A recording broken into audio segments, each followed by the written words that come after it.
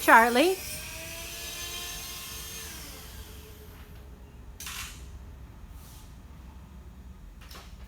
Hey, Nancy. It's great to be here in your studio. Thanks for being here. Well, would you like to tell Mona a little bit about yourself Sure. and your work? Sure. My name is Charley Friedman. Thanks, Mona audience, for watching this. You're here in my studio right now in Lincoln, Nebraska. My studio is in an industrial zone. Next to me is Nancy's studio. And besides doing our artwork here, we also have a gallery, an exhibition space called Fiendish Plots.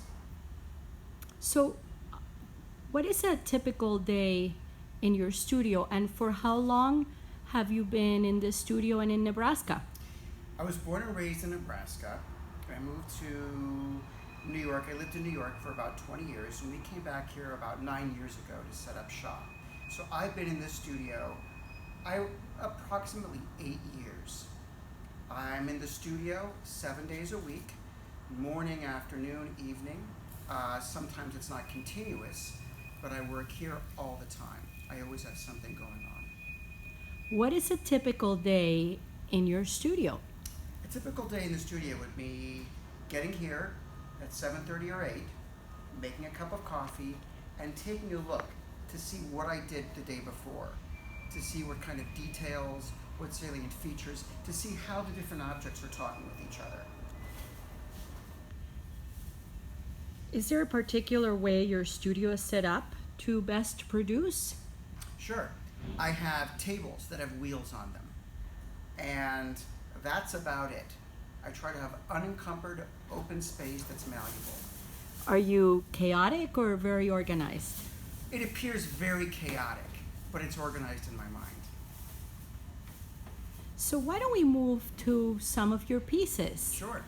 We have right now a big view of the space because I know Charley's work. I know that he only has a few pieces out and that a lot of the work is either in collections or tucked away somewhere in order to give him space to work. Exactly. So let's talk about this piece. Are these works in progress? So everything you see here today is in progress. Nothing is done. And this is one of the pieces I'm working on, which is a menorah. So a menorah is a ritualistic item that's used during the Jewish holiday of Hanukkah. And menorahs have existed for a couple thousand years. And what I find so interesting about menorahs is they hold a record of time. They hold a record of time of the families that use them, and they hold a record of time through Judaism. So they really hold that kind of a record. So the best way to show time in a menorah is through the wax, and how the wax has slowly melted all over the menorah, and they become kind of disgusting after a while, and they create a kind of beauty, this kind of inner beauty that comes out. A little bit, they show a record, like a patina of what's going on, and that patina is something that I'm fascinated with. So I'm taking that record and I'm maximizing them. I'm exaggerating them. So the first thing I did is I made about 3 or 4 maquettes out of wax.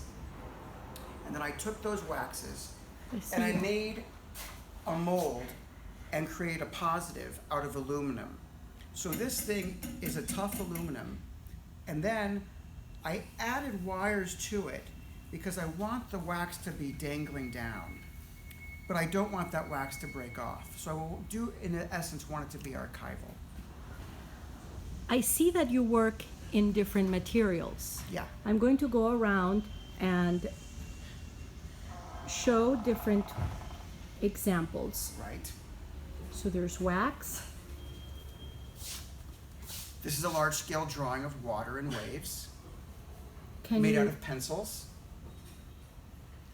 So here is the diagram that I followed from 1 to 77.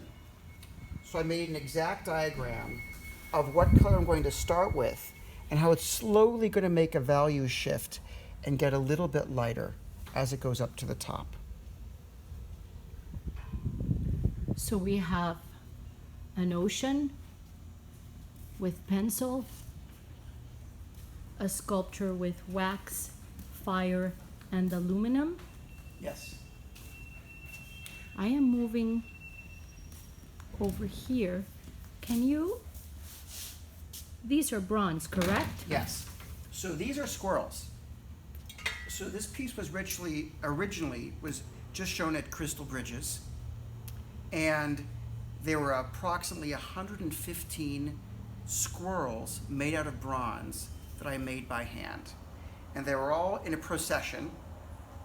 They were holding different things like carrots, strawberries, mushrooms. Some of them were on the wall and some of them were on the floor.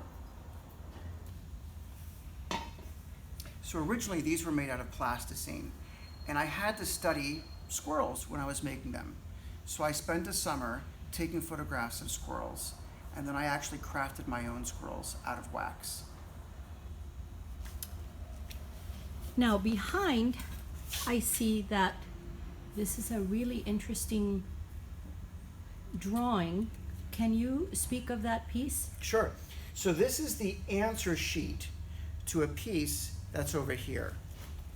So that's a drawing. We have bronze pieces, and over here, So this piece is called Holocaust Deniers Word Search, and it is a 25,000 letter piece. This piece is actually a silkscreen. It's an editioned piece, but the original is done by hand, and it has all of the facts that relate to genocides of the last 200 years.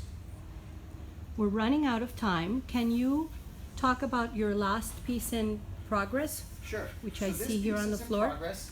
Right here, these are crocodiles made out of baguettes and chopped off tennis balls. And they appear to be coming out of a pond. Can you give some advice to artists? Sure. So my advice is this.